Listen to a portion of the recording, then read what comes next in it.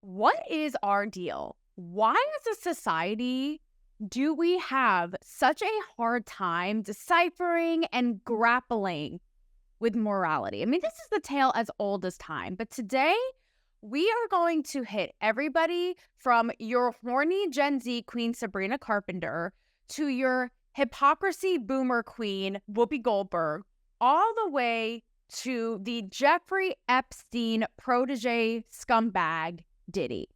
And today, your other favorite blonde with a microphone is going to give you all the answers you need and more. Welcome to Talk to Me, Taylor. Deemed the celebrity whisperer by Playboy. This is the best interview of the day. Thanks for having me. You hit the nail on the head. 100%. Period, yeah. Touch them, Chris. They're cracking me up. Wear them, baby. This is good. Taylor Ferber.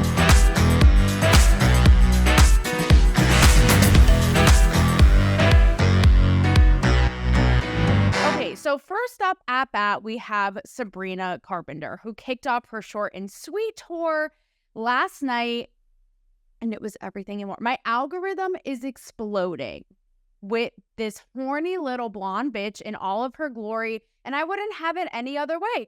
For the first time in history, thank you to the creepy little tech lords pulling the strings of the algorithm for bringing this to my eyes and ears in every little box on my feed today. You know, Sabrina Carpenter praising and singing about her box. So this girl has been deemed, like I said, the horny queen.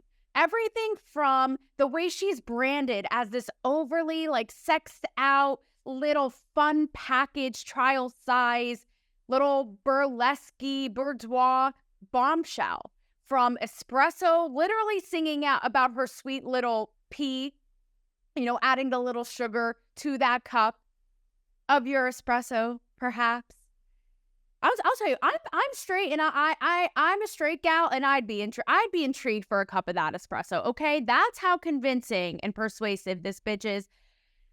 And her new album, Short and Sweet. That songs like Bedcam, which I'm obsessed. That is everything from turning around, pulling down, pulling over, up, down, all around, swinging from chandeliers, his big D to that, to this. It's everything and more. I'm obsessed. It has been deemed the ovulation album. Okay, so obviously we are relishing in the glory, and I love to see it because it is so kitschy. It's super tongue-in-cheek and fun. She doesn't take herself too seriously, but she and her team deserve all the awards, deserve all the Nobels, the Grammys, the this, the that, for A+ branding, marketing, and seriously going big, going home to that heart-shaped jacuzzi, rose petal-filled hot tub where she may or may not be getting it on dusk till dawn. Bravo. But of course, you're going to get some backlash.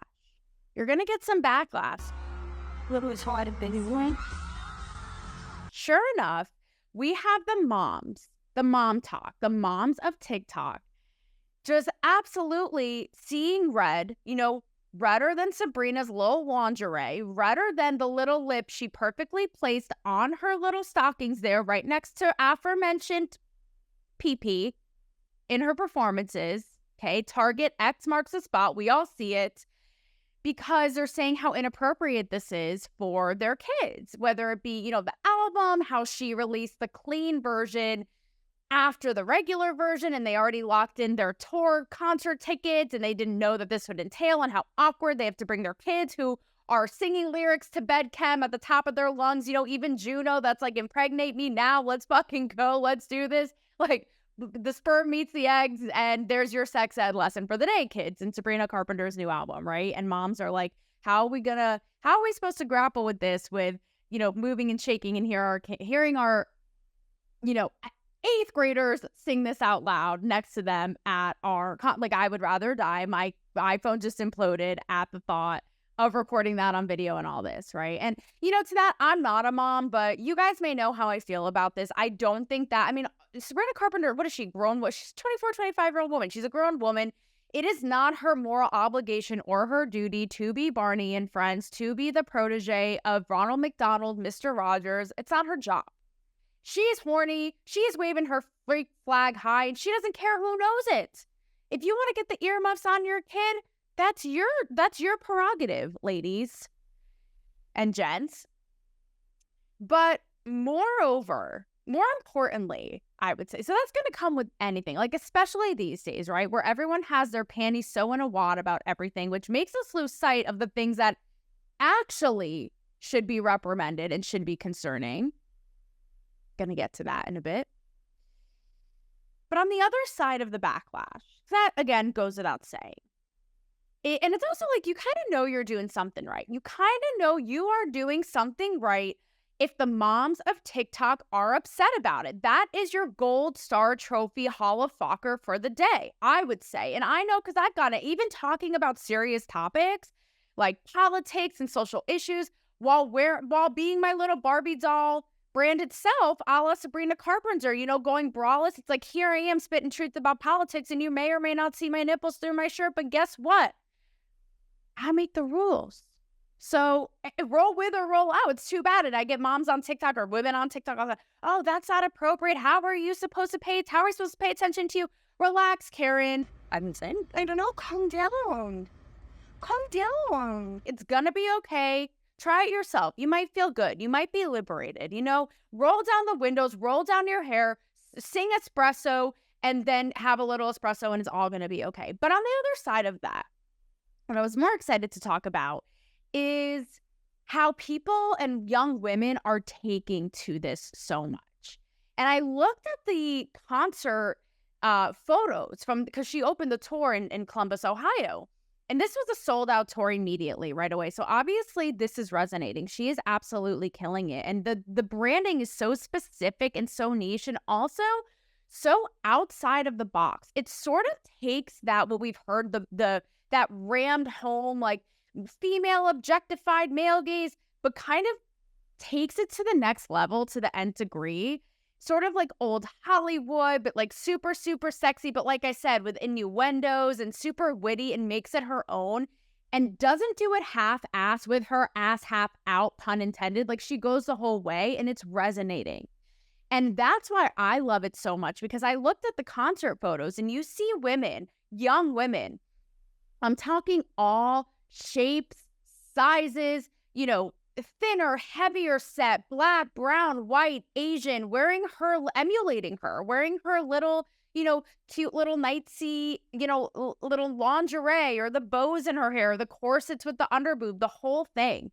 And that goes to show just how much women feel freed in seeing that. And it's why I resonate, right? And even what I've seen with my journey, with going like all in on the Barbie persona and the brand and the marketing of the Barbie braids that I try to always capture on the show. And in real life, bitch, you can catch me 24/7. The brand doesn't die, okay? We live, eat, sleep the Barbie brains brand, right? And how I, even with my sex goddess body fitness journey, how I've seen so many women, this too in real life.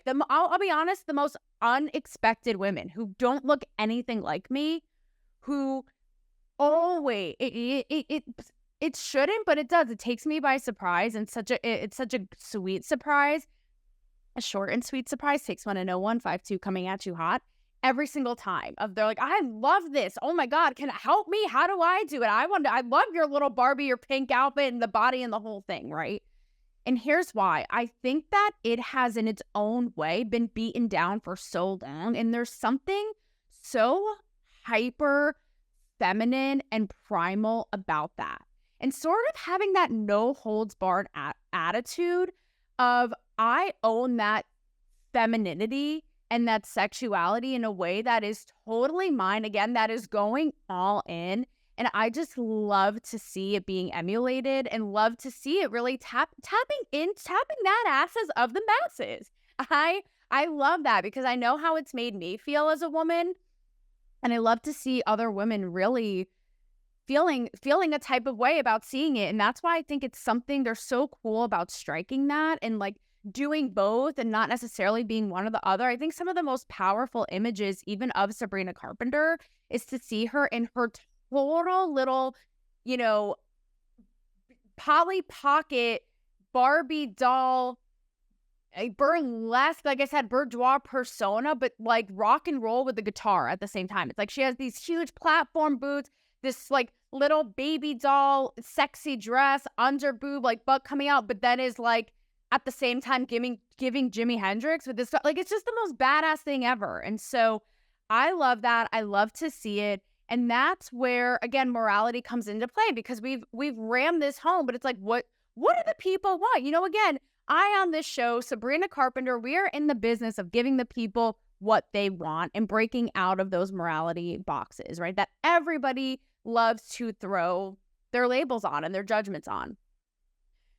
You know, another big topic in this debate is the whole idea of drag shows and bringing kids, and like where it's all gone south, where it's all gone sideways, where it's all gone so far. Because let's not forget, guys, then versus now, what drag used to sort of be, I always say, like, the OG drag queens, the OG gays, they would be like, what the fuck is this shit that we did not sign up for?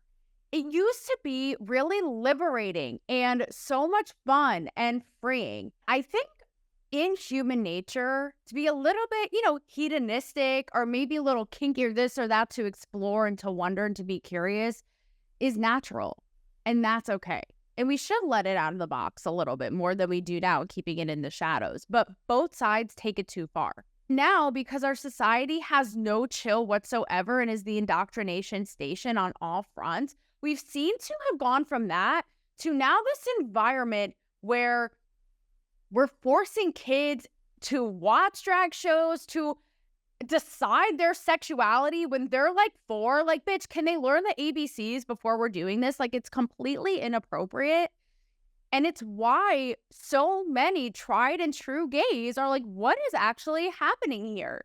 And who would have thought, you know, there was a time not too long ago, you talk about morality police and the scale of morality, right, in that spectrum, where the gays couldn't even be out and about in public together. Now you have the old school gays being like, they're now the compass of morality. They're like, what is this shit, right? The gays had it right all along. And that's why our moral compass has been off for eons, which is what this whole ep is basically about. Like, it is time to get our shit right and get it tight.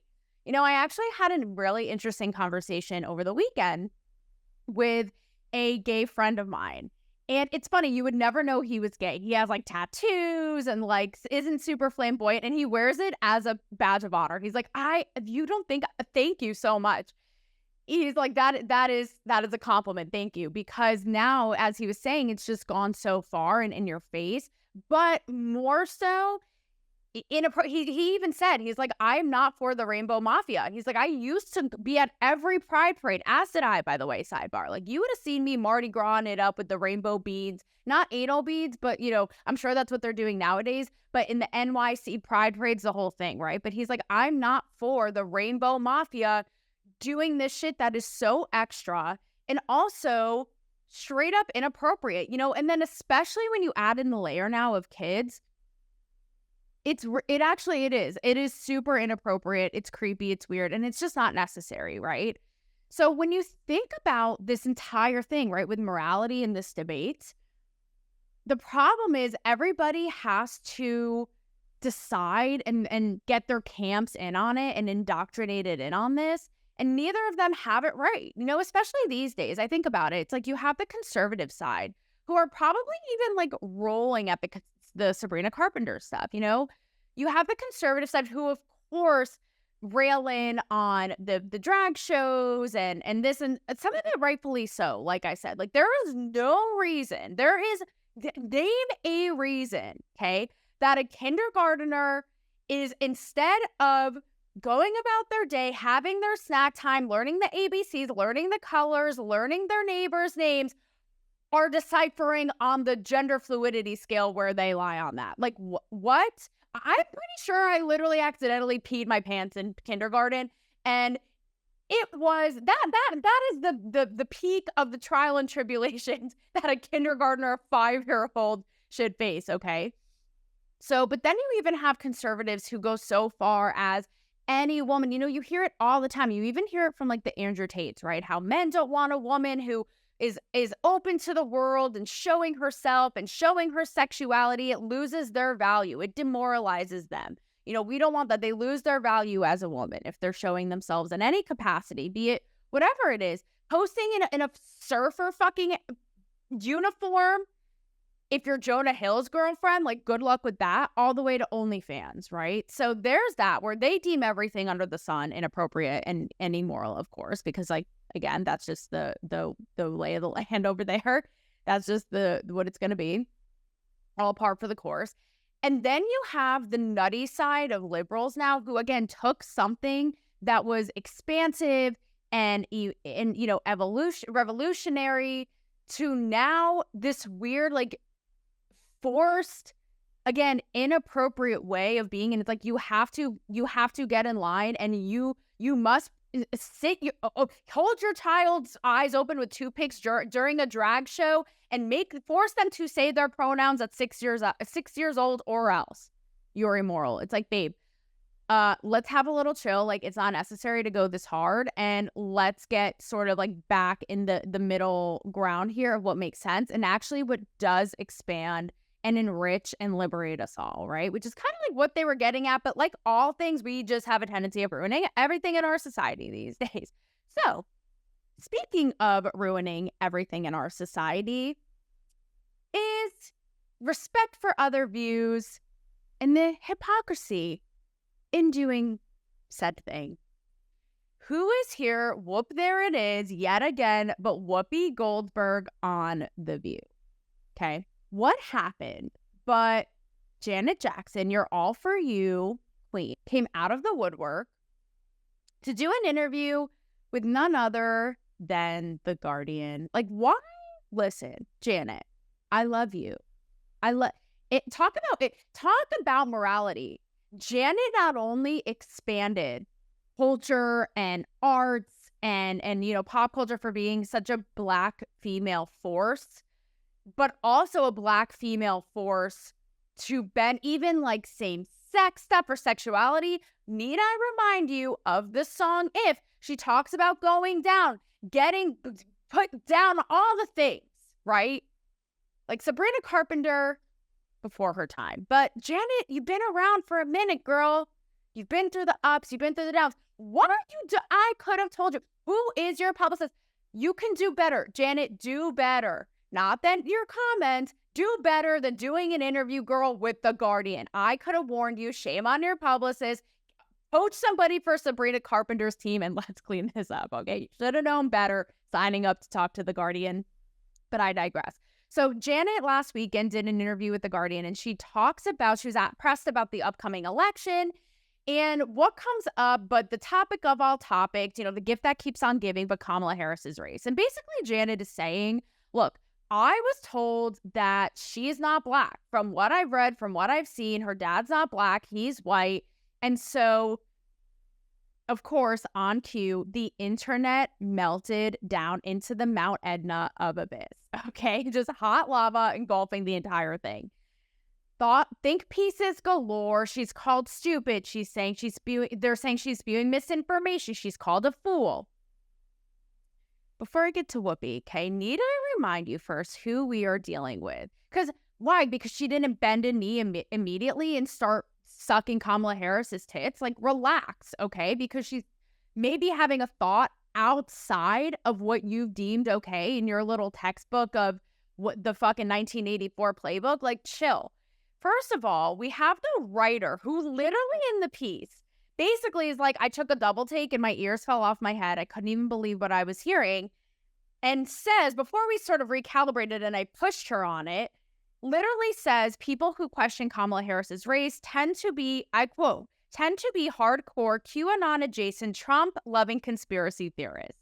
Okay. So not only does this writer put poor Janet Jackson with one free thinking brain cell completely under the bus. Okay. The bus off to Never Never Land that they never want to return again.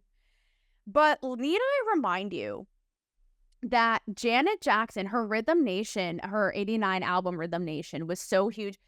It was literally about racial unity, injustice, having a colorblind world, so to speak, right? Where we would all come together beyond racial lines.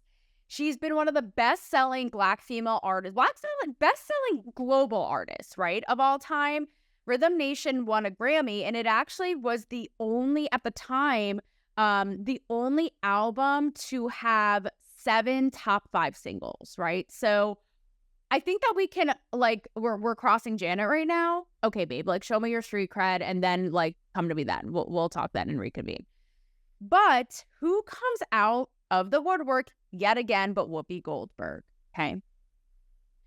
Whoopi Goldberg on The View, it's so fascinating to watch because this lady will make every hill the one to die on when it comes to someone who disagree with her, or namely conservatives throwing them under the bus.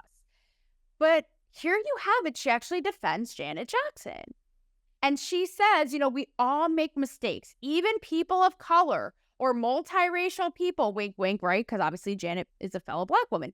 We make mistakes and, you know, she needs to have a little grace, right? Oh, okay, a little grace for the girl. A little grace for the girl, okay? That's all well and dandy. You know, I think that is just bravo to you. However, let's not forget that people like Whoopi in the public eye cherry pick and choose who they decide to, quote, give grace to that day. Let's not forget, Whoopi Goldberg was suspended from The View. I think it was like 2 years ago for literally saying that the Holocaust was something that it wasn't, was saying that the Holocaust wasn't based on race. So she wants that same grace, right? And she's talked about subsequently getting that, you know, having time to think and getting that grace, and now being back on The View for saying something that was so fucking stupid and ignorant and blind. Don't even let me count the ways, okay? I'm not even going to waste time because we got to wrap it up soon. We got lives to lead here. But weird how she will so easily want to offer grace to a fellow woman of color like Janet Jackson, but not to people like Judge Jeanine. Judge Jeanine, who literally came on The View. Whoopi had a screaming match with her. Didn't let her guest, Judge Jeanine, a conservative on Fox News, the whole thing, attorney, get her word out, had a screaming match with her, and then literally Judge Jeanine can't even finish her thought, and Whoopi's literally like, bye, like personally picking her up like a fucking John Deere bulldozer and literally pummeling her off of the stage. And sanctuary people to beat the hell out of people. No, second box. So where's the grace then with someone you don't agree with? Even Tim Scott, when Senator Tim Scott was on the show, or of course Trump, or any Trump fan, or anything a conservative says. So I just think it's convenient, again, and completely hypocritical. So, okay, we're going to offer grace. Why? Just because she's a Black woman? But if any other person said this, they literally would have gotten crucified 5 ways from Sunday. Don't get it twisted. So that, again, is where we have the morality police on both sides of the spectrum. And this is where my last and final example is one where there really is no black and white. There really is no gray in this scenario where people need to get their shit together and see this for what it is. So we have the unfolding news, and I've yet to talk about it, with Diddy. So Diddy last week was arrested. There are federal charges against him regarding all kinds of just bad, abhorrent shit. Trafficking, sex trafficking, allegedly drugging, forcing sex, all kinds of stuff. And we're awaiting his trial right now. So obviously, right, these are all allegations, but every single day there's more coming out of the woodwork. And this is a Harvey Weinstein situation. Like, this isn't where there's smoke, there's fire. This is like a Smokey the Bear. They're out. They're eviscerated. His entire like, this is a wildfire. This shit where there's smoke, there's fire. Basically, of course, all this is alleged, but this is basically a monster that we're dealing with. So now all of these things are being resurfaced, right? mostly his, what they call, quote, freak off parties when he was in his prime, and all of the people who were in his circle who would party with him. A few things that have come up. One is a 2014 clip from Keeping Up with the Kardashians, where Khloe Kardashian is talking with a friend and joking about a party she went to that Diddy had. And it had people like French Montana, Justin Bieber, and she even jokes like, half of the people must have been butt naked, right? And so now all these things are coming into question about not only, of course, Hollywood and that machine and that beast and what goes on there. Sort of wild. And when you get to this extreme, actually immoral, of living so powerful and without repercussions and rich and all that, right? But then even in the granular, like Justin Bieber, now will Justin Bieber come under fire, even though he is a man of deep Christian faith, is a husband, is a father? All these things are now going to come into question. So is everybody who's ever been associated with Diddy now immoral? Like, I don't think that that's right either, right? But another example is the white party photos that have now gone viral. And anyone who is anyone was seen at these parties. And again, it's unclear what went down when, but let's just say there is a consistent theme of completely abusive, unacceptable, unthinkable things going on. Like I said, everything from forced sex from sex workers to drinks being laced, all kinds of stuff. And I'm not saying this happened at this white party, but now everyone's going like, what happened where? What did people know, right? So at these white party photos that have now gone viral, you literally have everybody from Leo DiCaprio, Mariah Carey, Kim Kardashian, Paris Hilton, Ashton Kutcher. It goes on and on. This is, again, where I don't think it's okay to just assume everybody knew, everybody is the devil, everybody who went is completely, wrong and on all this. We don't know. We don't know who knew what. But without going too far into the weeds of all of this, I'll leave you with this in the bigger picture. Obviously, it's all really sad. And we've seen this story, Harvey Weinstein, R. Kelly, and it's just sad. It's just sad that this even happens in the first place, period. Again, and all the people who are complicit and letting it happen. Like, I'm sure this fucker had, I think he already did. It came out. He had a Ghislaine Maxwell of his own, right? So it's just sad what people kept quiet to uphold the power structures that be, and whatever it is, save their ass, to be opportunistic, whatever it is.